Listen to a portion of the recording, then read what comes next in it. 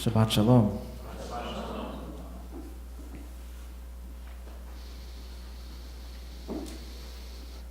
So we Jews, we had our New Year's a few months ago with Rosh Hashanah and Yom Kippur.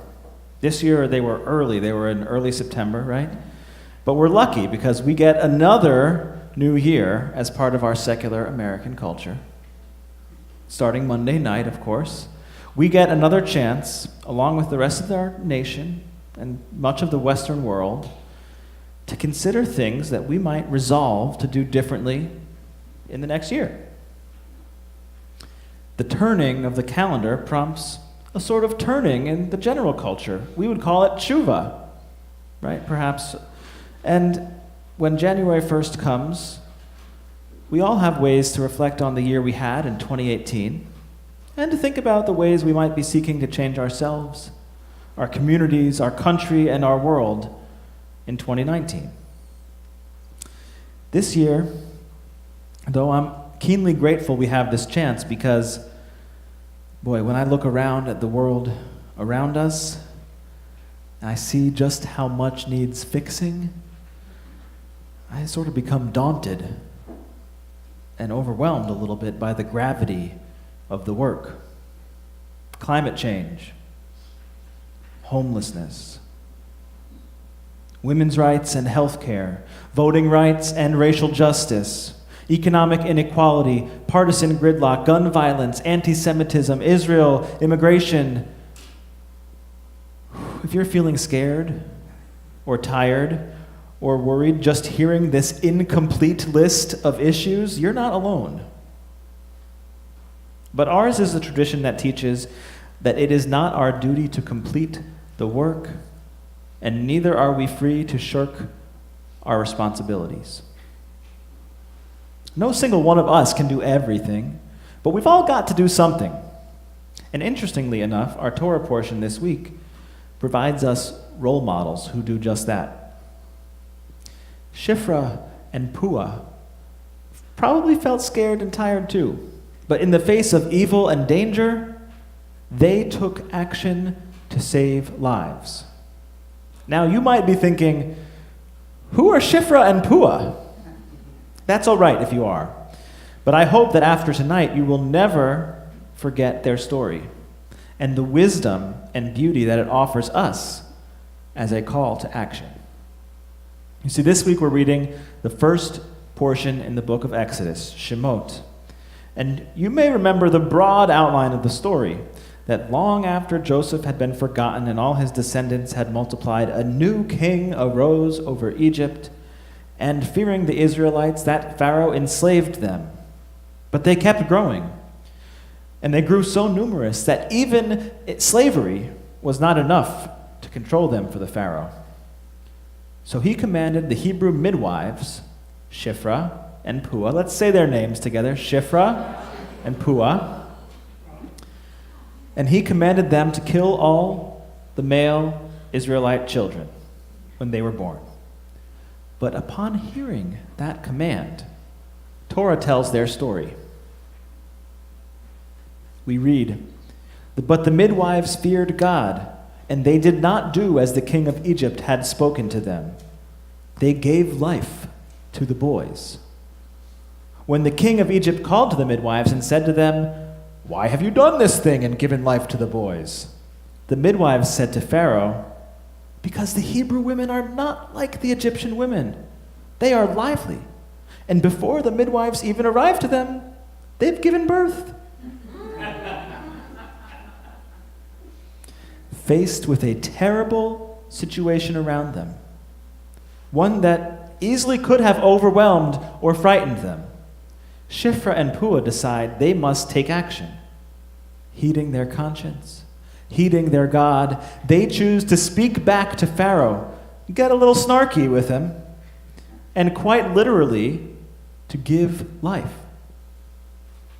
Now, the Hebrew in the passage actually makes that giving life piece really clear in two ways. First, with the word it uses, vatichayena, which comes from the word chayim, which you all, I imagine, know so well, if not from Hebrew, then from the chayim, to life. But the structure of that verb also indicates an active life-giving.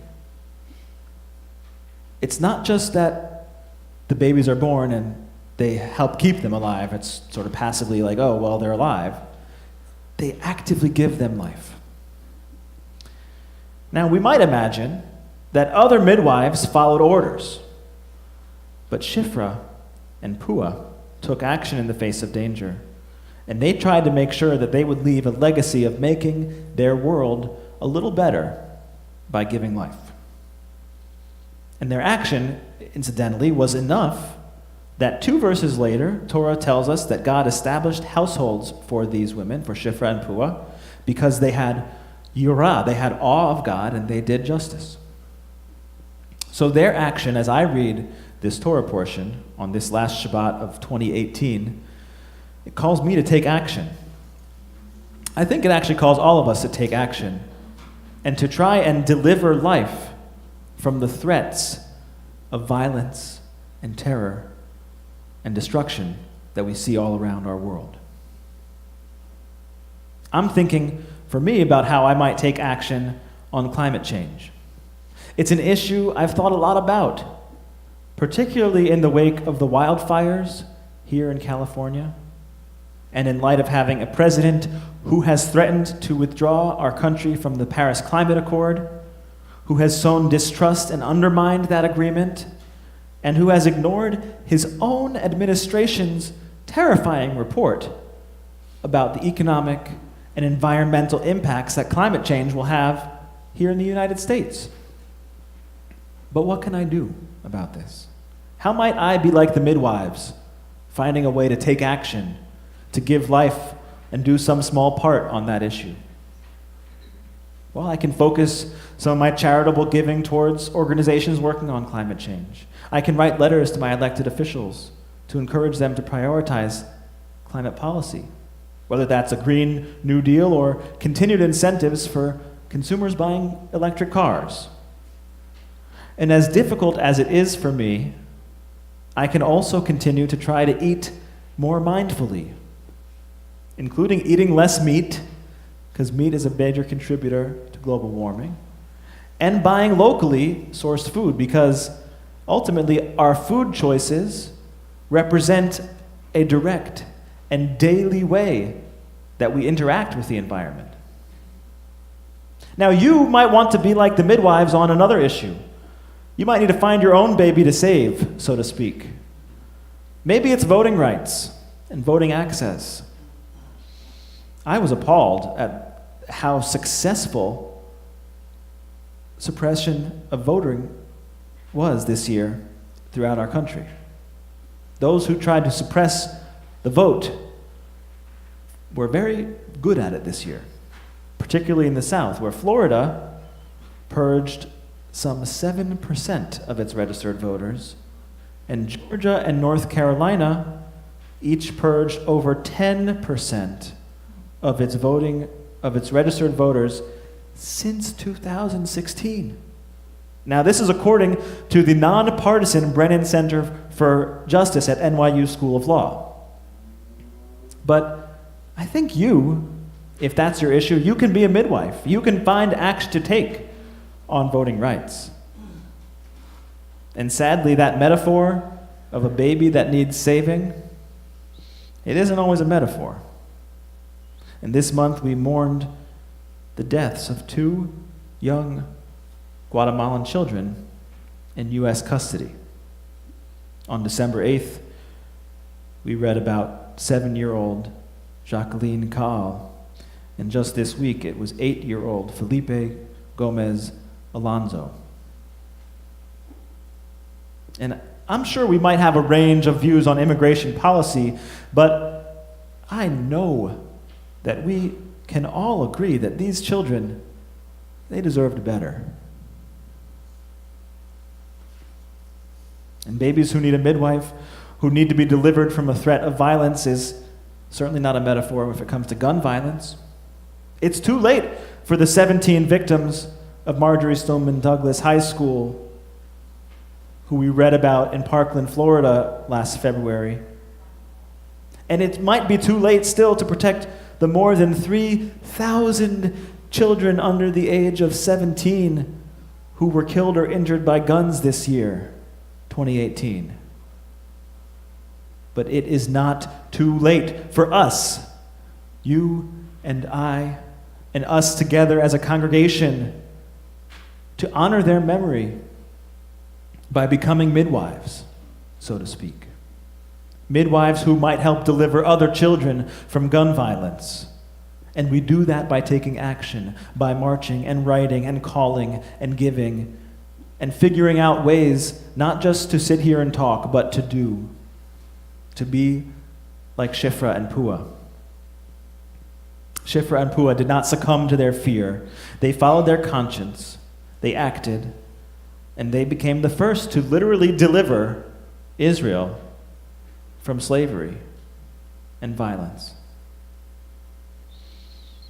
Friends, the challenges we face in this world are enormous. And I'll admit, sometimes I would rather hide in the face of them than muster my courage to speak out, to be like Shifra and Pua, taking whatever action we can in our own ways. I'm guessing some of you feel that way too sometimes, feeling like, who am I? What action can I possibly make a difference? But if we believe that we can leave this world better than we found it, then we must look to Shifra and Pua as our role models. We must remember that it is not our duty to complete the task, but neither are we free to shirk our obligations.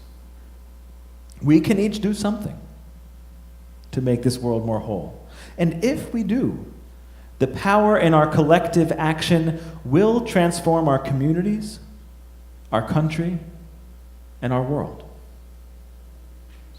As I mentioned earlier, the great Israeli author Amos Oz died today.